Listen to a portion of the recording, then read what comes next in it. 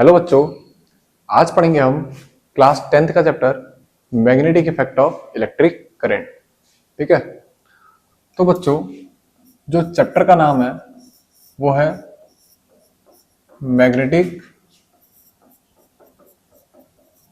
Effect of electric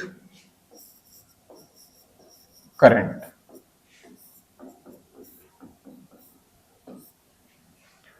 इस chapter में जो सबसे पहला टॉपिक पढ़ाया जाएगा वो क्या होगा बच्चों? Magnetic field. तो पहला जो टॉपिक पढ़ेंगे उसका नाम क्या है? Magnetic field. अब मैग्नेटिक फील्ड होता क्या है, एक एग्जांपल से समझते हैं। मान लो हमारे पास ये एक मैग्नेट है, ठीक है। इस मैग्नेट के पास मैं थोड़े आयरन के पार्टिकल लेकर आता हूं। तो मान लो एक आयरन का पीस मैंने यहां पे रखा, तो ये आयरन का पीस इस मैग्नेट से क्या करा? अट्रैक्ट करा। फिर मैंने थोड़ा और दूर रखा, अभी भी आयरन का पीस मैग्नेट से क्या कर रहा है? अट्रैक्ट कर रहा है। फिर मैंने थोड़ा और दूर रखा, अभी भी आयरन का पीस मैग्नेट से अट्रैक्ट कर रहा है। अब मैंने यहां पे रख दिया, मैं देख रहा हूं यहां पे आयरन का पीस मैग्नेट से अट्रैक्ट नहीं कर रहा है। क्या रीजन रहा होगा? रीजन ये रहा होगा, ये जो आयरन का पार्टिकल है इस मैग्नेट के फील्ड से क्या चला गया? दूर चला गया। तो ये जो फील्ड था मैग्नेट के आसपास का, जहां पे आयरन का पार्टिकल मैग्नेट से क्या कर रहा था? अट्रैक्ट कर रहा था, वही क्या होगा? Magnetic field. ठीक है। इसकी डेफिनेशन लिखते हैं। Region around a magnet, region around a magnet where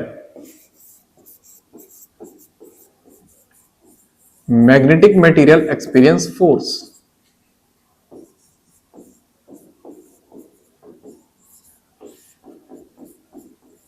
experience magnetic force लिखते हैं। ठीक है।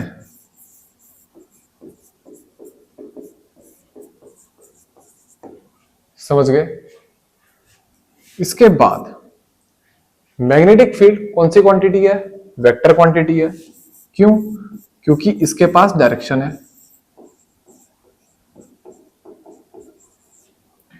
तीसरा पॉइंट, मैग्नेटिक फील्ड को रिप्रेजेंट किया जाएगा किससे? कैपिटल बी से।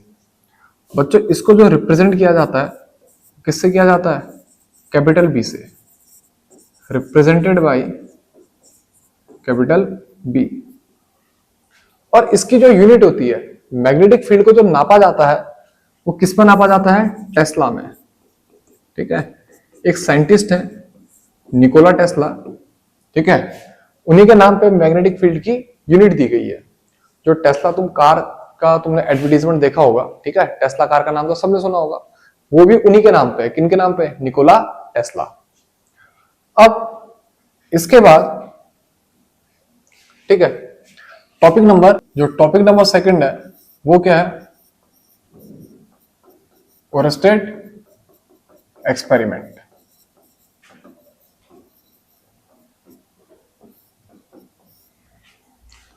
बच्चों, ओरस्टेड एक साइंटिस्ट थे, ठीक है। इनने एक हमको थ्योरी दी। वो क्या थ्योरी दी? इनने कहा इलेक्ट्रिसिटी और मैग्नेटिज्म आपस में रिलेट करते हैं। इनके एक्सपेरिमेंट से पहले सब सोचते थे कि इलेक्ट्रिसिटी एक अलग यूनिट है और मैग्नेटिज्म एक अलग यूनिट है, इन दोनों के बीच में कोई भी रिलेशन नहीं है। तो ये पहले साइंटिस्ट थे जिनने ये कहा कि इलेक्ट्रिसिटी और मैग्नेटिज्म आपस में क्या करेंगे? रिलेट करेंगे। इनने क्या करा? एक कंडक्टर लिया, ठीक है, उस कंडक्टर के अक्रॉस एक बैटरी कनेक्ट करी, ठीक है। उनने देखा जब भी इस कंडक्टर से एक करंट बहेगी, ठीक है, कंडक्टर ये रहा,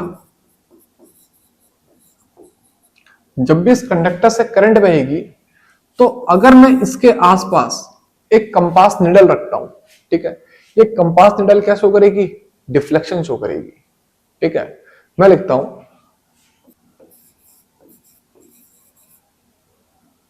when a compass is placed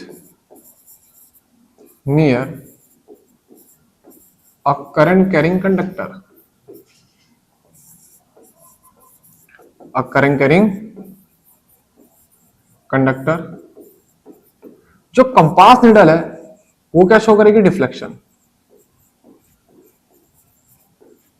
compass needle show deflection. Compass needle क्या करेगी बच्चों? डिफ्लेक्शन शो करेगी। ठीक है, इसका रीजन क्या रहा होगा?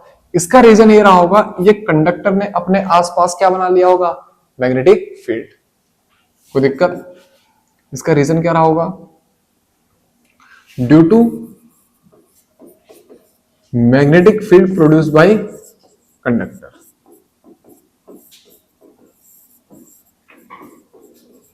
ठीक है, due to magnetic field produce by conductor. अब इसके बाद ठीक है, ये जो डिफ्लेक्शन शो कर रहा था ये डिपेंड कर रहा था किस पे? डायरेक्शन ऑफ करंट पे। इट मींस अगर मान लो डायरेक्शन ऐसे चल रही है और डिफ्लेक्शन इस डायरेक्शन में है, तो अगर मैं इसकी डायरेक्शन चेंज कर दूं, किसकी? करंट की, कि करंट को यहां से ऊपर ना करके यहां से नीचे और यहां से नीचे ना करके यहां से ऊपर को बहाऊं, तो जो डिफ्लेक्शन है ये अपोजिट डायरेक्शन पे करेगा। यानी कि जो कंपास की निडल है उसकी डिफ्लेक्शन डिपेंड करेगी डायरेक्शन ऑफ करंट पे। मैं लिखता हूं deflection of compass needle, deflection of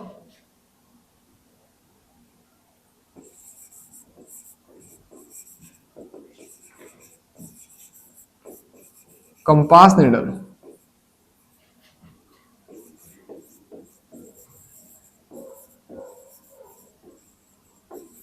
depend on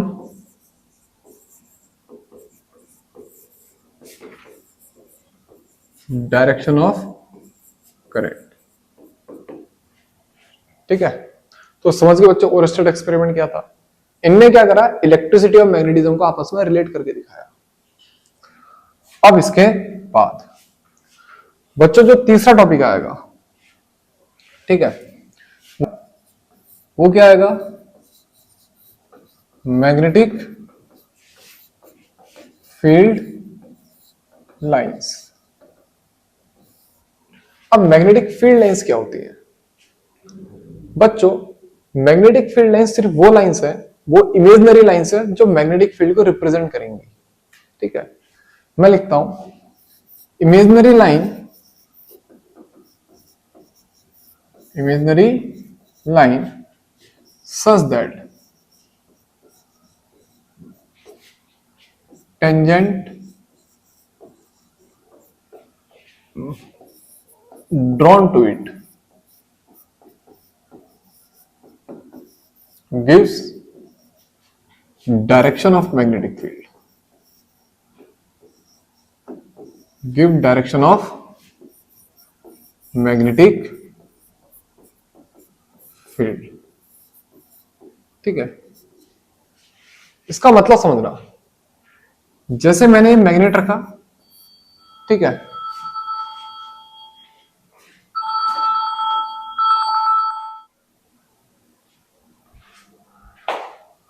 sorry बच्चों एक कॉल आ गई थी। ठीक है, अब क्या है, हम कहां पे थे? मान लो मैं यहां पर को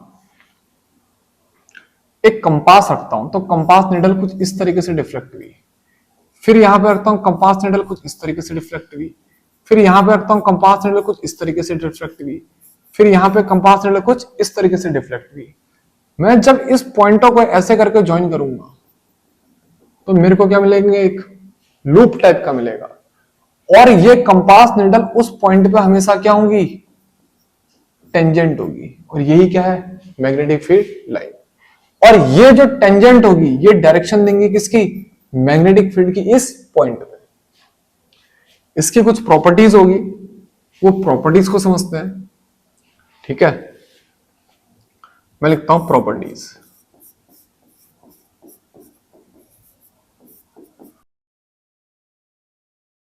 प्रॉपर्टीज में जो सबसे पहला पॉइंट आएगा वो क्या आएगा, they never intersect, they never intersect because if they intersect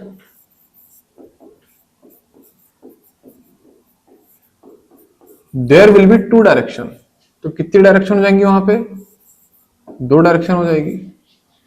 there will be to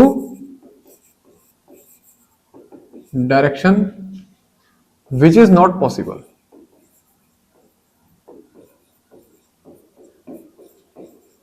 जो कि पॉसिबल नहीं है। जैसे मान लो किसी पॉइंट पे मैग्नेटिक फील्ड लाइंस ने इंटरसेक्ट कर दिया, तो यानी कि इस पॉइंट पे कितनी टेंजेंट बनेगी, एक टेंजेंट ये बनी, एक टेंजेंट ये बनी, तो कितनी डायरेक्शन होगी, दो। क्या एक पॉइंट पे दो डायरेक्शन हो सकती है, नहीं हो सकती ना। तो इस वजह से ये चीज पॉसिबल नहीं है, ठीक है। यानी कि ये लाइनें कभी इंटरसेक्ट नहीं करेंगी। अगला पॉइंट जो आएगा, इनकी जो डायरेक्शन होती है किसकी, मैग्नेटिक फील्ड लाइंस की, वो कहां से कहां को होती है, direction north to south outside magnet, ठीक है, और south to north inside magnet. Magnet के अंदर क्या होती है, साउथ टू नॉर्थ, और मैग्नेट के आउटसाइड क्या होंगी, नॉर्थ टू साउथ। तीसरा पॉइंट, ठीक है, वो क्या आएगा बच्चों, जहां पर कोई फील्ड लाइंस दूर दूर होंगी, मैं लिखता हूं रेयरर फील्ड लाइंस, ठीक है, जहां पे फील्ड लाइन दूर दूर होंगी, rarer field lines represent weak magnetic field. वहां पे मैग्नेटिक फील्ड क्या होगा, कम होगा, वीक मैग्नेटिक फील्ड। और वहीं पर को जहां पर कोई डेंसर फील्ड लाइंस होंगी, वो क्या रिप्रेजेंट करेगा, strong magnetic field, represent strong magnetic field, ठीक है। अब इसके बाद जो चौथा पॉइंट आएगा वो क्या आएगा, जो फील्ड लाइंस होंगी वो क्या बनाएंगी, क्लोज्ड एंड कंटिन्यूअस कर्व। मैं लिखता हूं they form closed end continuous curve, ठीक है। इतना समझ में आया। अब देखो बच्चों, हम जो टॉपिक पढ़ रहे हैं उसका नाम क्या है, मैग्नेटिक फील्ड लाइंस। अब ये मैग्नेटिक फील्ड लाइंस, ठीक है, क्या होती है, imaginary lines such that tangent drawn to it gives the direction of magnetic field. इस लाइन को समझे या नहीं समझे, मेन लाइन यही है, उस पर जब भी टेंजेंट ड्रॉ की जाएंगी वो क्या देगा, डायरेक्शन ऑफ मैग्नेटिक फील्ड। एक एग्जांपल से समझते हैं।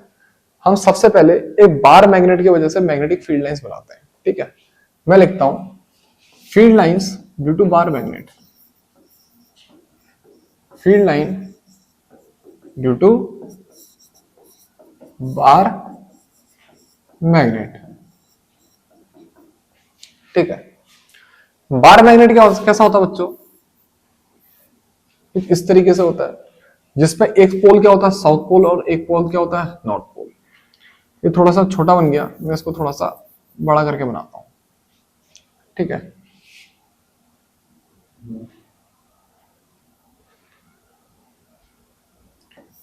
ये क्या रहा बच्चों, एक बार मैग्नेट है, ये उसका साउथ पोल है, ये उसका नॉर्थ पोल है। जो फील्ड लाइंस होती हैं बार मैग्नेट के अंदर, वो कहां से कहां को होंगी, साउथ टू नॉर्थ। तो बार मैग्नेट के अंदर जो फील्ड लाइंस होंगी वो कहां से कहां को होंगी बच्चों, साउथ टू नॉर्थ, ठीक है। और जो आउटसाइड होंगी वो कहां से कहां को होती हैं, नॉर्थ टू साउथ। जो आउटसाइड होती है वो कहां से कहां को होती हैं, नॉर्थ टू साउथ। तो यानी कि यहां से जो फील्ड लाइंस बाहर को जाएंगी वो वापस घूम के इधर को आ जाएंगी। ऐसे यहां से जो वापस जाएंगी बाहर को जाएंगी, वो वापस घूम के इधर को आ जाएंगी। समझ में आया? इनको ज्वाइन कर लेना पूरा, ठीक है, गैप मत छोड़ना, ठीक है, क्योंकि ये कंटिन्यूअस है। क्या है? कंटिन्यूअस। हमने लिखा ना, they form closed end continuous curve, तो ये लाइनें सारी ज्वाइन करना है, ठीक है, कंटिन्यूअस मतलब लगातार। अब ऐसी ये फील्ड लाइंस भी ऐसे घूम के इधर को जाएगी, सॉरी थोड़ा गलत आ गया मैं, ये फील्ड लाइन नॉर्थ से बाहर को जाएगी और घूम के ऐसे साउथ से अंदर को, ये फील्ड लाइंस भी नॉर्थ से बाहर को जाएगी और ऐसे साउथ से अंदर को। आउटसाइड तो क्या है? नॉर्थ टू साउथ, और इनसाइड साउथ टू नॉर्थ। अब इसके किसी भी पॉइंट पे अगर मैं कंपास निडल रख दूं, मान लो इस पॉइंट पे मैंने क्या रखा, कंपास का निडल रखा, तो कंपास निडल हमेशा यहां पे क्या होगी? टेंजेंट होगी। अब कंपास निडल इस पॉइंट पे भी क्या होगी? टेंजेंट होगी। कंपास निडल इस पॉइंट पे भी क्या होगी? टेंजेंट होगी। समझ में आया? क्यों? क्योंकि वो किसकी डायरेक्शन बता रही है? मैग्नेटिक फील्ड की।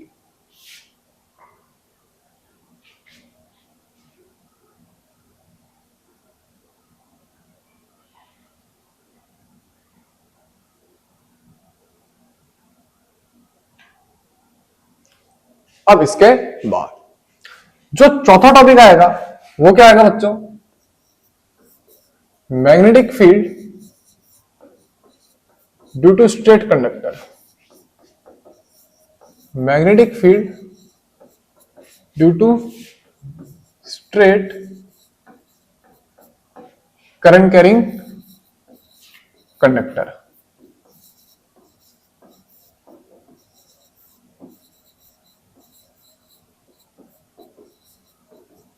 ठीक है, magnetic field due to straight current carrying conductor. देखो बच्चों, मान लो एक straight current carrying conductor X Y, ये मैंने क्या करा? करंट कैरिंग कंडक्टर मान के चला।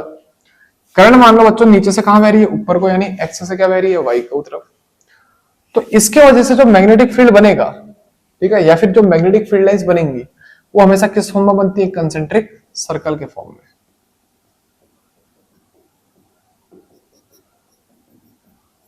ठीक है, मैं लिखता हूं magnetic field lines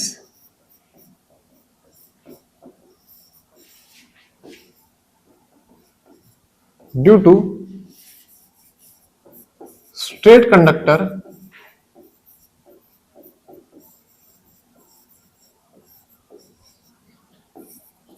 are in the form of concentric circle. बच्चों वो किस फॉर्म में होंगे? कंसेंट्रिक सर्कल के फॉर्म में होंगे। ठीक है, तो जब भी करंट ऊपर को बहेगी या नीचे को बहेगी, तो जो फील्ड लाइंस बनेंगी वो किसके फॉर्म में बनेंगी? कंसेंट्रिक सर्कल के फॉर्म में बनेंगी। दूसरा point, direction of field lines कैसे दी जाएगी? तो मैं लिखता हूं डायरेक्शन ऑफ फील्ड लाइंस, ठीक है, या फिर सिर्फ direction of field is given by right hand thumb rule, is given by right hand thumb rule। अब राइट हैंड थंब रूल क्या कहता है? वो कहता है hold the conductor in your right hand.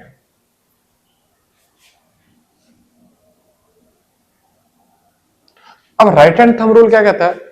Hold the conductor in your right hand such that thumb gives the direction of current, then the curled finger gives the direction of magnetic field। यानी कि conductor को अपने right hand में लो और अंगूठे की जो direction है वो हमेशा करंट की तरफ रखो, तो जो जहां की तरफ हमारी उंगलियां मुड़ेंगी वही क्या होगा? मैग्नेटिक फील्ड की डायरेक्शन। ये कहता है hold the conductor in your right hand, hold the conductor in right hand such that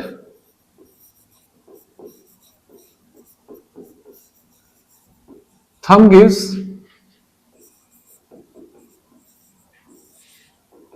direction of current, then जो कर्ल फिंगर्स होंगी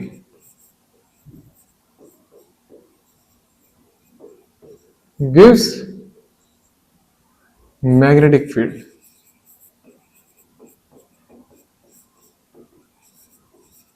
कोई दिक्कत? मैग्नेटिक फील्ड की डायरेक्शन, यानी कि मैग्नेटिक फील्ड डायरेक्शन। इतना समझ में आया? इतना समझ में आया ना बच्चों? Hold the conductor in your right hand such that thumb gives the direction of current, then the curled finger gives the direction of magnetic field. जहां की तरफ उंगलियां मुड़ेंगी वो किसकी डायरेक्शन देगी? मैग्नेटिक फील्ड की। अब एक चीज ध्यान देना, जैसे यहां पे करंट कहां को जा रही है? ऊपर को। करंट कहां को जा रही है? ऊपर को। तो थंब की डायरेक्शन कहां को जाएगी? करंट की तरफ।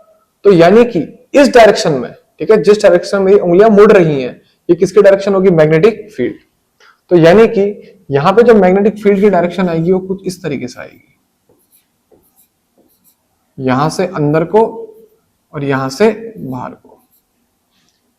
एक चीज और ध्यान में रखा जा सकता है, ठीक है, एक चीज और ध्यान में रखा जा सकता है, वो क्या है कि जो मैग्नेटिक फील्ड होगा वो डायरेक्टली प्रोपोर्शनल होगा किससे? करंट के। जितनी ज्यादा कंडक्टर से करंट बहेगी उतना ज्यादा मैग्नेटिक फील्ड बनेगा। और दूसरा, इनवर्सली प्रोपोर्शनल होगा डिस्टेंस के।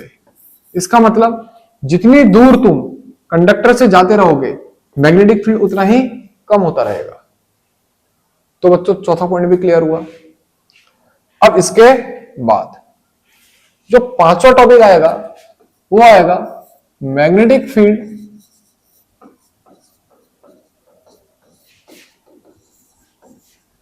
Due to circular loop. Circular loop के वजह से मैग्नेटिक फील्ड समझाओ। देखो बच्चों, जो सर्कुलर लूप होता है वो एक मैग्नेट का काम करता है। क्यों? क्योंकि इसके पास दो पोल होते हैं, एक होता है नॉर्थ पोल, एक होता है साउथ पोल। कैसे होता है समझते हैं।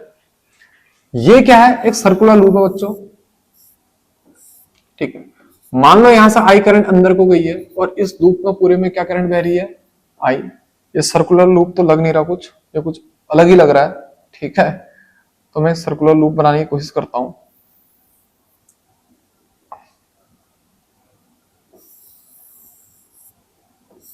ठीक है बच्चों, ये सर्कुलर लूप है, यहां से आई करंट अंदर गई है और इस पूरे लूप में कितनी करंट बह रही है बच्चों? आई, ठीक है। और आई करंट बाहर को आ गई। तो ऐसा होता है बच्चों, जो सर्कुलर लूप होता है वो किसका काम करता है? मैग्नेट का काम करता है। कैसे? मैं लिखता हूं, circular loop act as magnet because, reason, ऐसा क्यों होता है? Because face of loop where current is clockwise,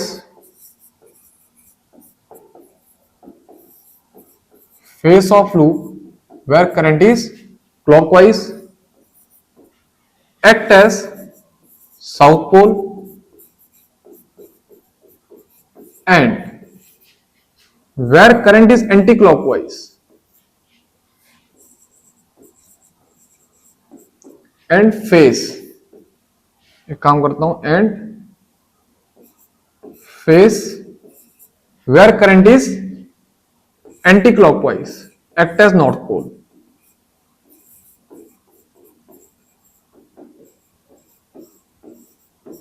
समझना बच्चों। देखो, एक सर्कुलर लूप कंसिडर करो, ठीक है। अब देखो, तुम अभी मेरे सामने बैठे हो, ठीक है, अच्छे से देखना। मेरे लिए ये जो करंट चल रही है ये चल रही है क्लॉकवाइज, तो ऑब्वियसली मेरे जो सामने बैठा होगा उसके लिए करंट क्या चल रही होगी? Anti clockwise. समझ में आया? जैसे मैं यहां पे हूं ना, मेरे लिए करंट क्लॉकवाइज है, तो जो मेरे सामने होगा उसके लिए करंट क्या होगी? Anti clockwise. तो अगर मैं इधर से देखूंगा, मेरे लिए करंट क्लॉकवाइज है, तो मेरे लिए ये वाला फेस किसका काम करेगा? साउथ पोल का। और उस तरफ वाला किसका काम करेगा? नॉर्थ पोल का। तो दो पोल हुए नहीं हुए, और मैग्नेट के पास भी दो ही पोल होते हैं।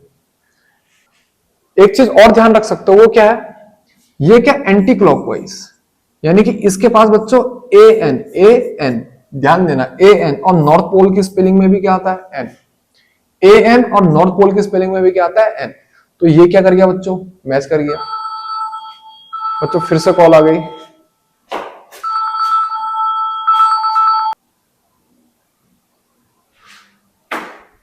सॉरी बच्चों कॉल आ गई थी ये, ठीक है, इतना समझ में आया।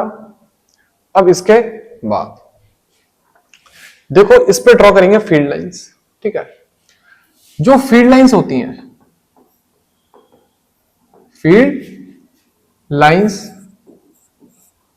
Are straight and parallel, field lines are straight and parallel at centre of loop. Field lines क्या होंगी, स्ट्रेट होगी और पैरेलल होगी, कहां पे, सेंटर ऑफ लूप पे, एंड कंसेंट्रिक सर्कल्स की फॉर्म पे होंगी, कहां पे, इसके एंड पे। समझ में आया, and concentric circle eight loop लिख देता हूं, ठीक है, या एट एंड ऑफ लूप लिख दें, एट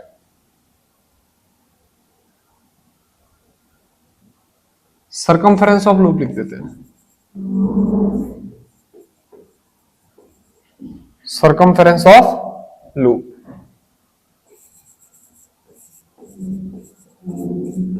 ठीक है। इसका मतलब क्या है बच्चों, जो फील्ड लाइंस होंगी इसमें किस शेप में होंगी, वो सेंटर पे क्या होंगी, स्ट्रेट, ठीक है। इसकी डायरेक्शन अभी रिप्रेजेंट नहीं करता हूं, ठीक है, अभी खाली फील्ड लाइंस ऐसे ड्रॉ कर लेता हूं, और धीरे धीरे ये क्या बनते जाएंगी, कंसेंट्रिक सर्कल, ठीक है। ये क्या करते जाएंगे, बेंड करते जाएंगे, और एच पे आते आते क्या बन जाएंगे, कंसेंट्रिक सर्कल। इतना समझ में आया, इतना समझ में आया। अब इसके बाद, ठीक है, देखो बच्चों इस फेस में करंट क्या है, क्लॉकवाइज। तो मैंने क्या लिखा, अगर करंट क्लॉकवाइज है तो किसका काम करेगा, साउथ पोल का। देखो करंट क्या है, क्लॉकवाइज, तो ये किसका काम करेगा, साउथ पोल का। यानी कि इधर साइड जहां से हम देख रहे हैं ये क्या है, साउथ पोल, और इसके उधर साइड क्या होगा, नॉर्थ पोल। समझ में आया, इधर साइड क्या है, साउथ पोल, और उसके पीछे साइड क्या होगा, नॉर्थ पोल। और फील्ड की डायरेक्शन मैग्नेट के अंदर किसका काम करती है, साउथ टू नॉर्थ, यानी कि फील्ड लाइंस यहां से अंदर को जा रही होंगी,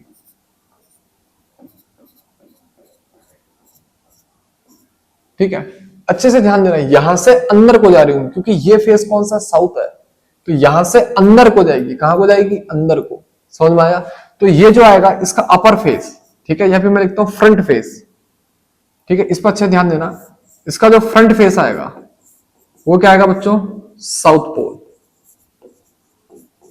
ठीक है। और इसका जो बैक फेस होगा वो क्या होगा बच्चों, नॉर्थ पोल। इतना समझ में आया।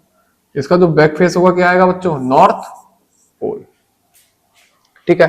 और फील्ड की डायरेक्शन साउथ टू नॉर्थ, कहां, इनसाइड द मैग्नेट, यानी कि यहां से अंदर को और वहां से पीछे से घूम के बाहर को आ रही होगी, यहां से अंदर को और पीछे से घूम के बाहर को आ रही होगी। और यहां पे जो फील्ड की डायरेक्शन होगी, so direction of field lines,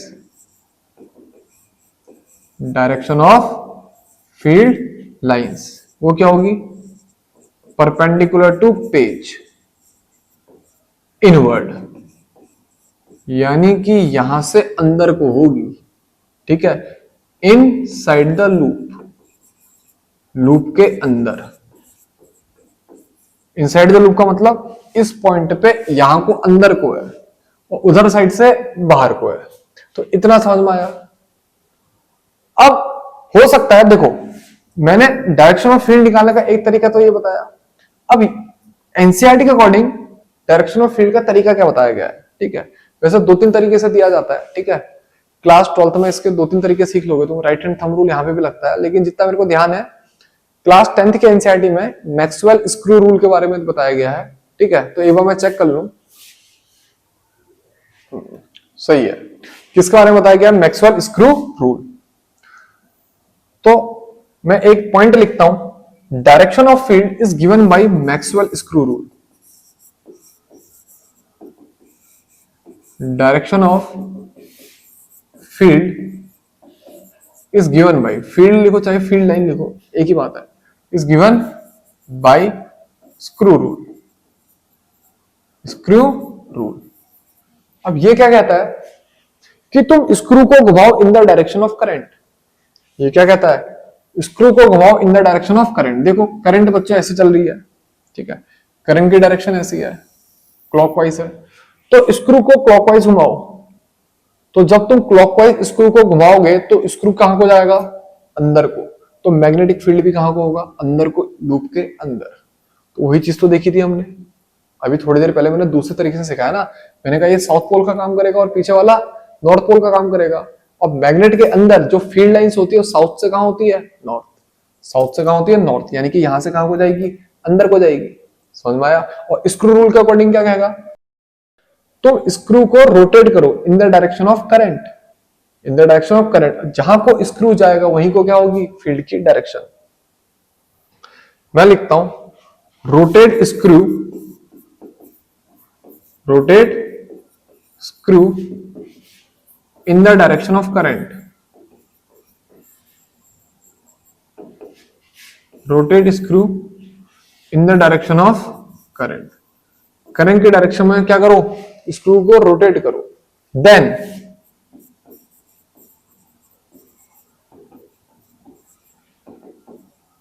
direction of rotation of screw, rotation of screw gives field direction। किसकी डायरेक्शन देगा वो, फील्ड की डायरेक्शन देगा। रोटेट स्क्रू, बच्चों रोटेट मत लिखो, लिख लो ड्राइव, ठीक है, मतलब स्क्रू को घुमाओ। मैं लिखता हूं drive screw in the direction of current. Screw को घुमाओ किसकी डायरेक्शन में, करंट की डायरेक्शन में। तो जहां को स्क्रू का रोटेशन होगा या तो अंदर को होगा या तो बाहर को होगा, वो क्या देगा, फील्ड की डायरेक्शन। जैसे अगर करंट एंटी क्लॉकवाइज बहे तो स्क्रू को ऐसे घुमाओगे तो ये क्या कर रहा होगा, बाहर को आएगा। ढक्कन भी समझ सकते हो, तुम्हारे घर पे जो बोतल का ढक्कन है उसी को बच्चों ऐसे घुमाओ तो बोतल का ढक्कन कहां को आएगा, बाहर को, अगर एंटी क्लॉकवाइज घूम रहा है तो, यानी कि फील्ड लाइंस बाहर को होंगी। समझ में आया। अब इसके बाद जो छठा टॉपिक आएगा बच्चों वो क्या आएगा, सोलेनॉइड। सोलेनॉइड क्या होता है बच्चों, सोलेनॉइड कुछ नहीं है, बस एक कॉपर वायर को बहुत बार क्या कर दो, वाउंड कर दो और एक सिलेंडर की फॉर्म में ले आओ। एक कॉपर वायर को बार बार लपेट लपेट लपेट लपेट लपेट लपेट के सिलेंडर की फॉर्म में बना दो, वही क्या है, सोलेनॉइड। और इससे क्या बहा दो, करंट। कोई दिक्कत। मैं लिखता हूं सोलेनॉइड की definition, a coil having multiple turn, ठीक है, in the form of cylinder, ठीक है, forms solenoid। समझ में आया बच्चों क्या कहा, a coil having multiple turn in the form of cylinder form solenoid. तो क्या बन जाएगा, सोलेनॉइड। अब ये सोलेनॉइड भी कैसा काम करता है, मैग्नेट का। क्यों करता होगा, क्योंकि इसके पास भी कितने पोल होंगे, दो, एक नॉर्थ एक साउथ। कैसे समझते हैं, देखो बच्चों यहां से करंट ऊपर को गई, ठीक है, अब देखो यहां से करंट ऐसे गई, फिर घूम के ऐसे ऐसे ऐसे ऐसे करके आगे हो गई। तो अगर यहां पर कोई करंट ऐसे घूम के आगे हो गई, ऐसे घूम के आगे हो गई, समझ रहा तुम्हारे अकॉर्डिंग, ऐसे घूम के आगे हो गई, तो ये क्या बना बच्चों, क्लॉकवाइज। तो यानी कि ये कौन सा पोल होगा, साउथ। क्लॉकवाइज का मतलब साउथ पोल, अभी पढ़ा हमने। और उसके दूसरे साइड क्या आ जाएगा, नॉर्थ पोल, क्योंकि वहां पे करंट क्या दिख रही होगी, एंटी क्लॉकवाइज। मैं लिखता हूं फेस ऑफ सोलेनॉइड, ठीक है, फेस नहीं लिखते हैं, वन एंड लिखते हैं, ठीक है, one end of solenoid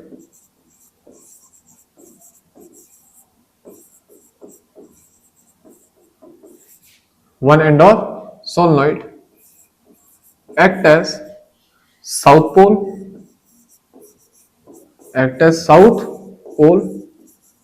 where current is clockwise, जहां पे करंट क्या होगी, clock, and other end as north pole and other end as north pole where current is anti-clockwise.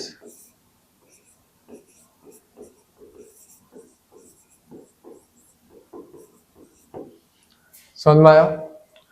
अब देखो जैसे करंट यहां से ऊपर को गई ना, तो यहां पे करंट क्या बनेगी बच्चों, क्लॉकवाइज, तो इधर साइड क्या बननी होगी, एंटी क्लॉकवाइज। अब कंफ्यूज मत होना बच्चों, कहोगे ये भी क्लॉकवाइज है ये भी क्लॉकवाइज है। एक्चुअली बच्चों 3D है और इसको कहां ड्रॉ किया गया है, 2D में, ठीक है, इसको 2D में बना रहा हूं। अगर यहाँ पे क्लॉकवाइज होगी तो ऑब्वियसली यहाँ पे क्या होगी, एंटी क्लॉकवाइज। वो दिखने में आ रहा है हमें क्या कि ये क्या है, क्लॉकवाइज है। एक्चुअल में घूम के ऐसे पीछे को गई होगी तो एंटी क्लॉकवाइज होगा। तो जो एंड पे करंट क्लॉकवाइज है वो साउथ पोल, और जो एंड पे करंट एंटी क्लॉकवाइज है वो नॉर्थ पोल। समझ में आया? फिर इसके बाद अगला point, inside solenoid, inside solenoid field is constant. Field क्या रहता है, कांस्टेंट, मैग्नेटिक फील्ड चेंज नहीं होता। And outside it is zero. Outside field सीधे सीधे कितना हो जाता है, जीरो। अंदर तो सोलेनॉइड क्या रहता है, हमेशा कांस्टेंट रहता है मैग्नेटिक फील्ड, लेकिन आउटसाइड क्या हो जाता है, जीरो। ठीक है, अब इसके बाद इसका जो चौथा पॉइंट आएगा बच्चों ध्यान पे, मतलब जो हमने ध्यान पे रखना है वो क्या रखना है, field lines inside solenoid are straight and parallel. Field line inside solenoid are straight and parallel. बच्चों स्ट्रेट होंगी और क्या होंगी, पैरेलल होंगी। उसका रीजन बच्चों, उसका रीजन ये होगा क्योंकि अंदर मैग्नेटिक फील्ड क्या है, कांस्टेंट है। अगर मैग्नेटिक फील्ड कांस्टेंट तो फील्ड लाइंस क्या होंगी, एक जैसी होंगी। ठीक है, और आउटसाइड क्या है, जीरो। अगर आउटसाइड जीरो है तो फील्ड लाइंस क्या होंगी, बहुत दूर दूर। Field line inside solenoid are straight and parallel, फिर but outside they are very far apart, वो बहुत दूर होंगी। तो इसी वजह से मैग्नेटिक फील्ड आउटसाइड कितना है, जीरो। अब मैं इसके थ्रू अगर मैग्नेटिक फील्ड लाइंस बनाऊं तो उनकी डायरेक्शन देखो बच्चों, अगर करंट यहां पे क्लॉकवाइज है तो ये क्या होगा, साउथ पोल, और करंट यहां पे एंटी क्लॉकवाइज है तो बच्चों ये क्या होगा, north pole. Field lines magnet के अंदर कहां से कहां को होती है, साउथ टू नॉर्थ। तो यानी कि फील्ड लाइंस बच्चे ये आएगी नहीं आएगी,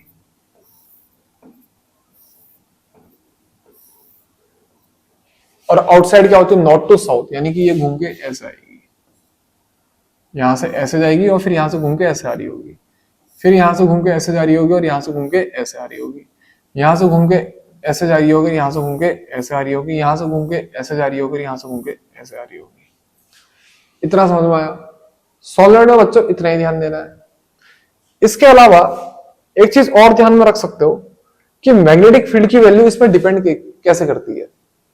मैग्नेटिक फील्ड की वैल्यू सोलेनॉइड में डिपेंड कैसे करती है बच्चों? जो मैग्नेटिक फील्ड है ना वो डायरेक्टली प्रोपोर्शनल होगा किसके, नंबर ऑफ टर्न के। जितने नंबर ऑफ टर्न सोलेनॉइड के होंगे उतना ज्यादा होगा, सबसे पहली चीज। दूसरी चीज, मैग्नेटिक फील्ड एक और चीज पे डिपेंड करेगी, करंट पे। जितनी ज्यादा करंट सोलेनॉइड से बह रही होगी उतनी ज्यादा मैग्नेटिक फील्ड होगी। ऐसे ही जो इससे पहले वाला टॉपिक था, कौन सा था, magnetic field due to circular loop. इस पे तो मैग्नेटिक फील्ड डिपेंड करेगी किस किस पे करेगी बच्चों? एक तो डिपेंड करेगी करंट पे, जितनी ज्यादा करंट बहेगी उतना ज्यादा मैग्नेटिक फील्ड होगा। दूसरा, नंबर ऑफ टर्न पे, ये क्या, नंबर ऑफ टर्न, ठीक है, जितने ज्यादा कॉइल ऐसे ऐसे करके घूमेंगे उतना ज्यादा क्या होगा, मैग्नेटिक फील्ड। तीसरा, तुम जितना दूर कॉइल से जाते रहोगे, जितना दूर कॉइल से जाते रहोगे, यानी कि जितनी डिस्टेंस बढ़ाते रहोगे, आर मतलब डिस्टेंस, जितनी डिस्टेंस बढ़ाते रहोगे उतना मैग्नेटिक फील्ड क्या होता रहेगा, कम होते रहेगा। इतना समझ में आया?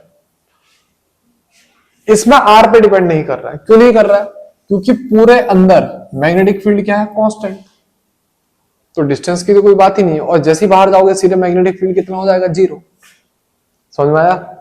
अब इसके बाद टॉपिक नंबर 7 वो आएगा बच्चों force experience by current carrying conductor in external magnetic field. एक करंट कैरिंग कंडक्टर अगर एक्सटर्नल मैग्नेटिक फील्ड में रख दिया जाए तो कितना फोर्स एक्सपीरियंस करेगा। अब बच्चों इस पे बस 2 लाइन ध्यान पे रखना, और 2 लाइन से ज्यादा ध्यान रखने की जरूरत नहीं है, ठीक है। सबसे पहली लाइन तो क्या कि ये फोर्स एक्सपीरियंस कर क्यों रहा है। एक्चुअल में ये फोर्स इस वजह से एक्सपीरियंस कर रहा है क्योंकि ये खुद का भी मैग्नेटिक फील्ड बना रहा है। एक करंट कैरिंग कंडक्टर खुद का भी मैग्नेटिक फील्ड बना रहा है। मैं लिखता हूं current carrying conductor experience force, current carrying conductor experience force, ठीक है, इन external magnetic field. External magnetic field का मतलब किसी बाहरी मैग्नेटिक फील्ड में ये फोर्स एक्सपीरियंस कर रहा है because it produces its own field, क्योंकि वो अपना भी खुद का फील्ड बना रहा है। Because it produces its own field. सबसे पहला पॉइंट तो ये, ठीक है। अब इसमें एक फॉर्मूला लिखा रहा हूं मैं, वो फॉर्मूला तुम्हारे सिलेबस में नहीं है, ठीक है, लेकिन उस फॉर्मूले को थोड़ा सा ध्यान रखना, उससे थोड़ा सा क्वेश्चन हट के आ सकता है। ये फोर्स है जो एक्सपीरियंस करेगा, उसका फॉर्मूला, ठीक है। फोर्स का जो फॉर्मूला होता है वो होता है BIL sin थीटा। क्या होता है बच्चों? BIL sin theta. मैं पहले ही कह रहा हूं ये जो फॉर्मूला है ये मैंने एनसीईआरटी में देखा नहीं है, ठीक है, तो इट मींस कि ये तुम्हारे फॉर्मूले में, ये मतलब ये तुम्हारे सिलेबस में है नहीं। लेकिन इसको पढ़ा क्यों रहा हूं मैं बता रहा हूं, क्योंकि कई बार हो सकता है तुमसे एक क्वेश्चन पूछा जाए, अगर लेंथ ऑफ कंडक्टर बढ़ेगी तो फोर्स में क्या फर्क पड़ेगा। अगर लेंथ ऑफ कंडक्टर बढ़ेगी, ठीक है, तो फोर्स भी क्या करेगा, बढ़ेगा।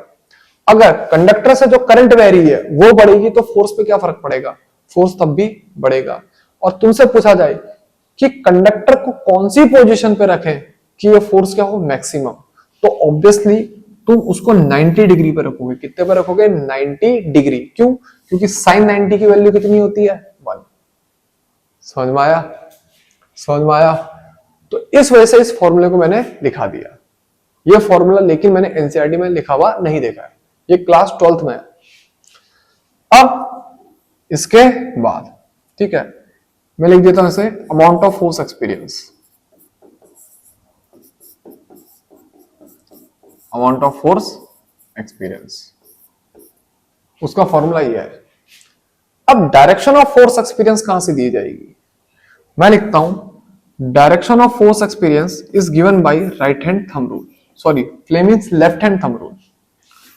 मैं लिखता हूं direction of force is given by Fleming left hand thumb rule.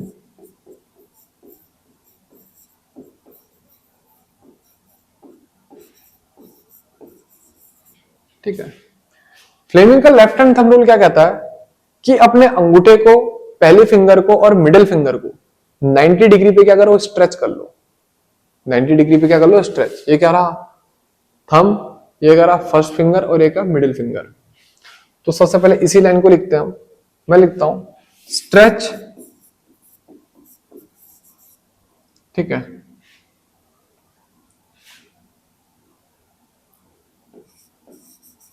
Stretch thumb comma first finger and middle finger perpendicular to each other of left hand। Left hand के थंब, फर्स्ट फिंगर और middle finger को क्या करो, ऐसे stretch करो कि ये तीनों आपस में क्या हो, परपेंडिकुलर। देखो ये और ये परपेंडिकुलर, ये और ये परपेंडिकुलर। समझ में आया नहीं आया? अगर ऐसे समझ में नहीं आया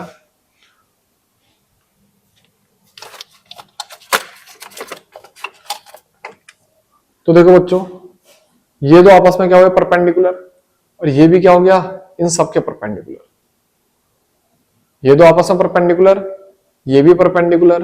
देखो इसके इसके बीच में 90, इसके इसके बीच में भी 90, और इसके इसके बीच में भी 90। तो वही करना है। अगर हम ऐसा करते हैं तो एक पैटर्न याद रखना, इसका मतलब होता है फादर, इसका मतलब होता है मदर, और इसका मतलब होता है child. Father mother child. Father मतलब फोर्स, मदर मतलब एम, एम का मतलब मैग्नेटिक फील्ड, और सी का मतलब चाइल्ड, और सी का मतलब करंट। ठीक है, तो मैं लिखता हूं देन जो थंब होगा गिव्स, क्या देगा बच्चों, फादर मदर चाइल्ड। फादर का मतलब फोर्स। जो फर्स्ट फिंगर होगी, फादर के बाद कौन आएगा बच्चों, मदर, फर्स्ट फिंगर, ये क्या देगी, फर्स्ट फिंगर देगी हमको क्या, मैग्नेटिक फील्ड। फिर उसके बाद जो मिडिल फिंगर आएगी,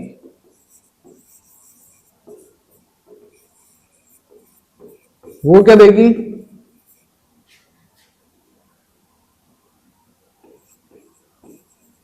करंट की डायरेक्शन।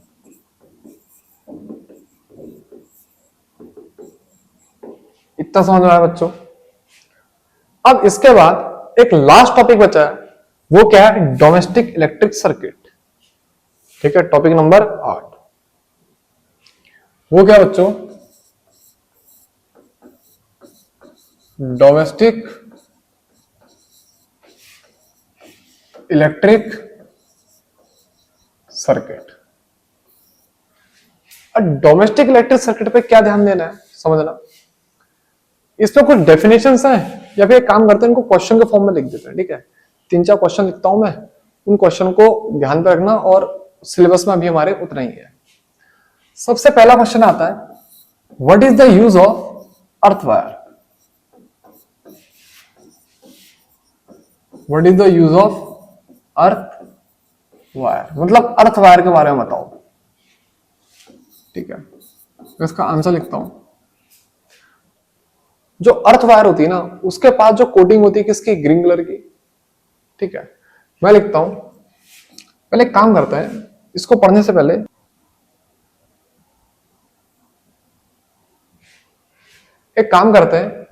पहले डोमेस्टिक इलेक्ट्रिक सर्किट को ड्रॉ कर लेते हैं। ठीक है, ठीक है, किसको ड्रॉ करते हैं बच्चों, डोमेस्टिक इलेक्ट्रिक सर्किट। मैं लिखता हूं डोमेस्टिक इलेक्ट्रिक सर्किट। ठीक है बच्चों, समझना। हाँ बच्चों, सबसे पहले हमारे पास 2 वायर होंगी। एक वायर क्या होगी, लाइव वायर। ठीक है, जिसको क्या बोला जाएगा, लाइव वायर। और इसके बाद कौन सी कोटिंग होती है, रेड कलर की होती है। इसी के साथ एक दूसरी वायर आएगी जो कि ब्लैक वायर, जिसके बाद किसकी कोटिंग होती है, ब्लैक कलर की। और इस वायर को क्या बोलते हैं, न्यूट्रल वायर। ठीक है, अच्छा सुनना, थोड़ा गलत बोल गया मैं। ये दूसरी वायर होती है, क्या होती है, ब्लैक वायर, जिसका नाम क्या होता है, न्यूट्रल वायर। ब्लैक मतलब उसके बाद कोटिंग किस कलर की होती है, ब्लैक कलर की। ये सबसे पहले बच्चों जो एंटर करता है, सीधे कहां पे करता है, फ्यूज पे। सीधे कहां एंटर करती है, फ्यूज पे। बच्चों फ्यूज के बाद, ठीक है, ये जो जाएंगी वो कहां जाएंगी, मीटर बॉक्स पे। ये जो दोनों वायर होंगी कहां जाएंगी, मीटर बॉक्स पे। मीटर बॉक्स के बाद ये दोनों वायर बच्चों कहां जाएंगी, डिस्ट्रीब्यूशन बॉक्स पे। मीटर बॉक्स तो समझ गया ना बच्चों, जिसमें क्या क्या नापा जाएगा, बिजली का बिल, जहां पे मीटर आएगा।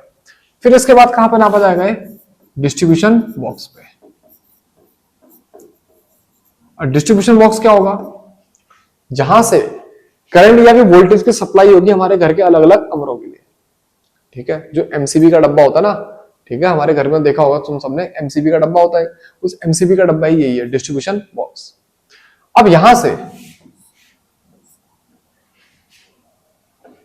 ये वायर क्या करेगी, बढ़ जाएगी अलग अलग कमरों की तरफ या फिर अलग अलग अप्लायंस की तरफ। ठीक है, तो मैंने क्या करा, यहां से भी इसको अलग अलग कमरों की तरफ या अलग अलग अप्लायंस की तरफ बांट दिया। ठीक है, एक मिनट मैं देख लूं ये क्या ब्लैक कलर साफ आ रहा है या नहीं आ रहा है। चलो बच्चों, आ रहा है।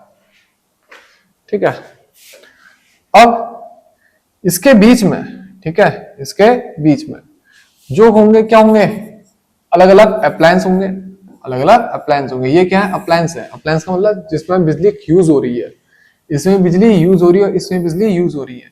ये तीनों के तीनों कनेक्शन किस में जोड़ रखे हमने बच्चों, पैरेलल में। ठीक है, इसके अलावा एक और वायर होती है जो होती है अर्थ वायर। क्या होती है, अर्थ वायर, और इसकी कोटिंग क्या होती है, ग्रीन कलर की।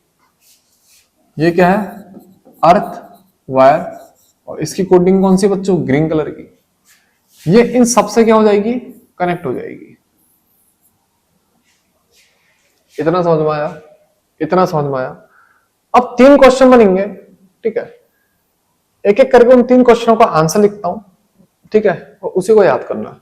हमसे पूछ रखा है what is the use of earth wire. Earth wire का यूज क्या है बच्चों, अर्थ वायर कुछ नहीं है। ठीक है, कुछ नहीं मतलब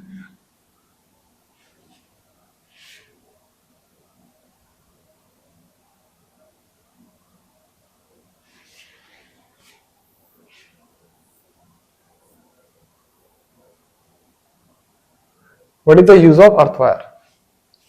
ठीक है, ये क्या होती है बच्चों, अर्थ वायर क्या होती है, earth wire is insulated in green colour. किस कलर में इंसुलेट होती है, ग्रीन कलर में। दूसरा पॉइंट, अगर किसी अप्लायंस पे क्या हो, लीकेज ऑफ करंट, क्या हो, लीकेज ऑफ करंट, तो ये क्या करेगी, उस लीकेज ऑफ करंट को सीधे सीधे कहां कर देगी, अर्थ के अंदर, ताकि हम लोगों को करंट ना लगे। मैं लिखता हूं, it provide low resistance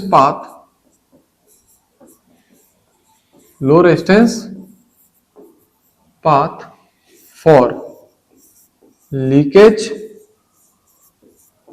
current. It provides low resistance path for leakage current to ground. ठीक है, so that यूजर का मतलब हम लोग, ठीक है, do not get electric shock.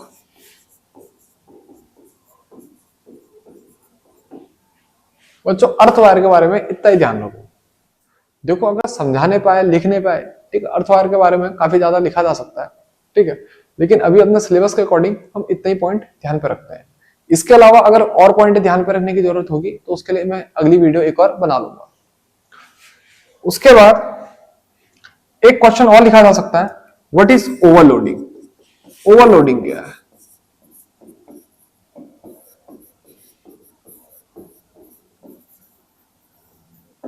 What is overloading. बच्चों, ओवरलोडिंग मतलब ओवरलोड होना। ठीक है, ये बेसिक सी चीज है, तुमको पता होगा। ओवरलोडिंग का मतलब क्या होता है बच्चों, ओवरलोड होना। ओवरलोड होने का मतलब क्या होगा, जब एक ही सॉकेट पे टू मेनी अप्लायंस क्या कर जाएंगे, लग जाएंगे, तो क्या होगा, ओवरलोड। सोचो ना, एक ही स्विच है, उसी स्विच में क्या कर तुमने 10 15 20 25 30 10 15 20 25, खैर ज्यादा बोल दिया मैंने, लेकिन एक ही स्विच पे 6-7 अप्लायंस एक साथ लगा दिए। टीवी भी उसी पे चला रहे हो, गीजर भी उसी पे चला रहे हो, समझ में आया, हीटर भी उसी पे चला रहे हो, तो क्या हो जाएगी, ओवरलोडिंग हो जाएगी। मैं लिखता हूं, when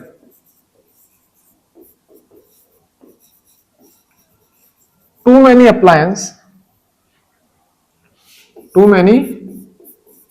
appliance are connected to single switch,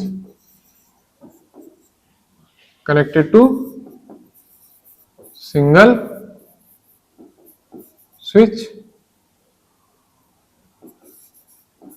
then overloading अगर, तब ओवरलोडिंग होगी।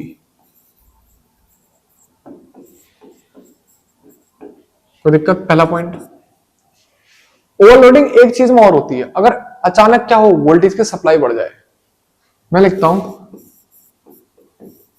इट ऑल्सो अकर व्हेन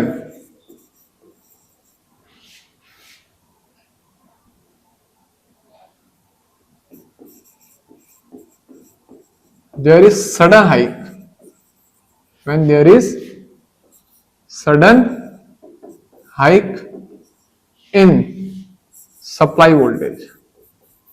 अगर सप्लाई वोल्टेज में सडन हाइक आ जाए तब भी क्या कहेंगे हम? ओवरलोडिंग हुई है।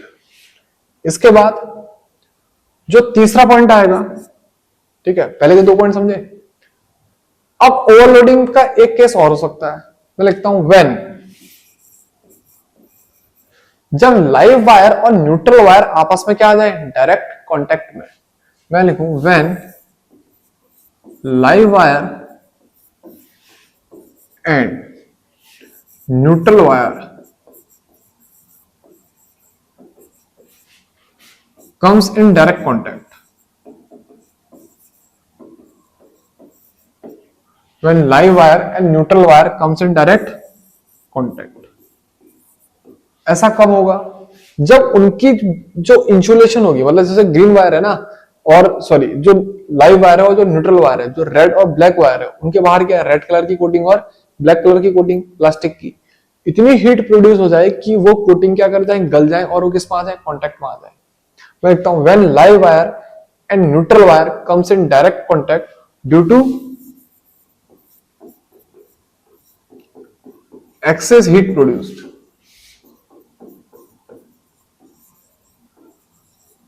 then overloading occur, तब ओवरलोडिंग हो जाएगी। कोई दिक्कत? अगर ओवरलोडिंग होती है तो हमारे अप्लायंस क्या कर सकते हैं? खराब हो सकते हैं। ठीक है, तो उससे बचने के लिए हमको क्या करते हैं, मतलब उससे बचने के लिए हम लोग क्या करते हैं? फ्यूज यूज करते हैं। कोई दिक्कत? मैं लिखता हूं फ्यूज इज यूज्ड या फ्यूज आर यूज्ड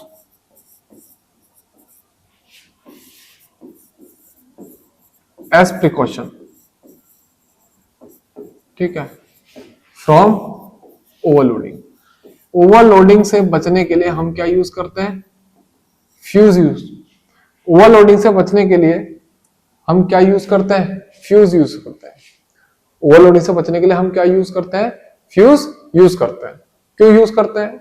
क्योंकि वो किस में कनेक्ट होंगे? सीरीज में। ठीक है, इलेक्ट्रिसिटी चैप्टर में तुमने पढ़ रखा होगा, सीरीज में कनेक्ट होंगे, वो वायर मेल्ट कर जाएगी। ठीक है, और आगे का हमारा जो इलेक्ट्रिक अप्लायंस होगा वो क्या कर जाएगा? बच जाएगा। तो बच्चों ओवरलोडिंग में तो इतना ही ध्यान करो। ठीक है, इसके अलावा एक सवाल और बन सकता है इसमें, what is short circuiting? What is short circuiting? Short circuit क्या होता है? व्हाट इज शॉर्ट सर्किटिंग गलत बोला, मतलब what is short circuit? Short circuit क्या होता है? ठीक है, समझते हैं बच्चों? आंसर तो हम लिख चुके हैं, यही शॉर्ट सर्किट भी है। कोई दिक्कत? सॉरी,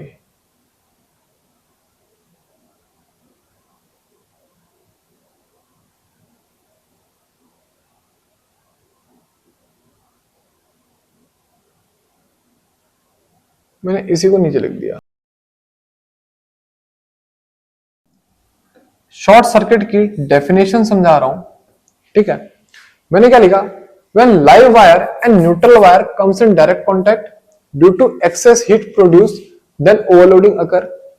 अब ऐसी सिचुएशन में क्या होता है? अचानक से करंट बढ़ जाती है। ठीक है, मैं लिखता हूं इन सच सिचुएशन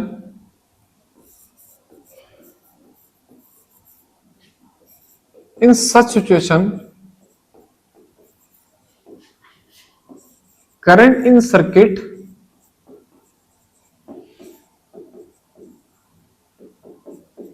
ठीक है एब्रप्टली इंक्रीज, अचानक से बढ़ जाएगी। ऐसी सिचुएशन में सर्किट में करंट क्या करेगी, अचानक से बढ़ जाएगी। This is called short circuit. इसी को क्या बोला जाता है, शॉर्ट सर्किट। इतना समझ में आया, इतना समझ में आया। तो बच्चों थ्योरी पार्ट में तो इतना ही, ठीक है। इसके बाद जो अगली वीडियो आएगी वो क्वेश्चन आंसर की आएगी। और अगर कोई टॉपिक छूट गए होंगे, ठीक है, जो तुम्हारे बोर्ड के सिलेबस में होंगे, छूट गए होंगे, तो उसके लिए मैं एक अलग वीडियो और निकाल दूंगा। Thank you and bye bye.